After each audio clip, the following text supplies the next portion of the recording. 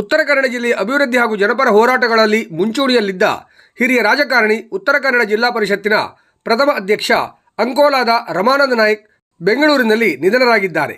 ಕಳೆದ ಕೆಲವು ದಿನಗಳಿಂದ ಅನಾರೋಗ್ಯದಿಂದ ಬಳಲುತ್ತಿದ್ದ ಅವರು ಚಿಕಿತ್ಸೆ ಫಲಕಾರಿಯಾಗದೆ ಕೊನೆಯುಸಿರೆಳೆದಿದ್ದಾರೆ. ಅವರ ಪಾರ್ಥಿವ ಶರೀರವನ್ನು ಗುರುವಾರ ಸಂಜೆ ಅಂಕೋಲಾ ತಾಲೂಕಿನ ಹಿಚ್ಚಳದಲ್ಲಿರುವ ಅವರ ಸ್ವಗೃಹಕ್ಕೆ ತರಲಾಗುವುದೆಂದು ಕುಟುಂಬದ ಮೂಲಗಳು ತಿಳಿಸಿವೆ. ಸರಳ ಹಾಗೂ ಸಜ್ಜನಿಕೆಯ ರಾಜಕಾರಣಿಯಾಗಿದ್ದ ರಮಾನಂದ ನಾಯ್ಕ್ ಅವರು ದಕ್ಷ ಆಡಳಿತಗಾರರಾಗಿ ಗುರುತಿಸಿಕೊಂಡಿದ್ದರು.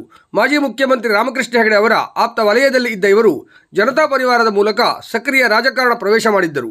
ಉತ್ತರ ಕನ್ನಡ ಜಿಲ್ಲಾ ಪರಿಷತ್ತಿನ ಪ್ರಥಮ ಅಧ್ಯಕ್ಷರಾಗಿ ಅಧಿಕಾರ ವಹಿಸಿಕೊಂಡ ಅವಧಿಯಲ್ಲಿ ಜಿಲ್ಲೆಯ ಶೈಕ್ಷಣಿಕ ಮತ್ತು ಸಾಮಾಜಿಕ ಕ್ಷೇತ್ರಗಳ ಅಭಿವೃದ್ಧಿಗೆ ಭದ್ರ ಬುನಾದಿ ಹಾಕಿದ್ದರು. ಸದ್ಯ ಕಾಂಗ್ರೆಸ್ ಪಕ್ಷದಲ್ಲಿ ಸಕ್ರಿಯರಾಗಿದ್ದ ಅವರು ಕಾರವಾರ ಅಂಕೋಲಾ ವಿಧಾನಸಭಾ ಕ್ಷೇತ್ರದಿಂದಲೂ ಸ್ಪರ್ಧೆ ಮಾಡಿದ್ದರು. ರಾಜಕೀಯ ಮಾತ್ರವಲ್ಲದೆ ಸಹಕಾರಿ, ಧಾರ್ಮಿಕ ಮತ್ತು ಶೈಕ್ಷಣಿಕ ಕ್ಷೇತ್ರಗಳಿಗೂ ಅವರ ಕೊಡುಗೆ ಅಪಾರವಾಗಿದೆ. ಉತ್ತರ ಕನ್ನಡ ಜಿಲ್ಲೆಯ ಪ್ರಮುಖ ಬೇಡಿಕೆಯಾದ ಹುಬ್ಬಳ್ಳಿ ಅಂಕೋಲಾ ರೈಲ್ವೆ ಮಾರ್ಗ ನಿರ್ಮಾಣಕ್ಕಾಗಿ ಅವರು ನಡೆಸಿದ ಹೋರಾಟ ಅವಿಸ್ಮರಣೀಯ. ರೈಲ್ವೆ ಹೋರಾಟ ಸಮಿತಿ ಅಧ್ಯಕ್ಷರಾಗಿ ಸತತ 25 ವರ್ಷಗಳ ಕಾಲ ಕೇಂದ್ರ ಮತ್ತು ರಾಜ್ಯ ಸರ್ಕಾರಗಳ ಮೇಲೆ ಒತ್ತಡ ಹೇರುವಲ್ಲಿ ಅವರು ಪ್ರಮುಖ ಪಾತ್ರ ವಹಿಸಿದ್ದರು. ಪಕ್ಷಾತೀತವಾಗಿ ಎಲ್ಲ ರಾಜಕೀಯ ಮುಖಂಡರೊಂದಿಗೆ ಉತ್ತಮ ಬಾಂಧವ್ಯ ಹೊಂದಿದ್ದ ಅಜಾತಶತ್ರು ರಮಾನಂದ ನಾಯ್ಕ್ ಅವರ ನಿಧನಕ್ಕೆ ಉತ್ತರ ಕನ್ನಡ ಜಿಲ್ಲೆಯ ಗಣ್ಯರು, ವಿವಿಧ ರಾಜಕೀಯ ಪಕ್ಷಗಳ ಮುಖಂಡರು ಹಾಗೂ ಅಪಾರ ಅಭಿಮಾನಿಗಳು ಶ್ರದ್ಧಾಂಜಲಿ ಸಲ್ಲಿಸಿದ್ದಾರೆ.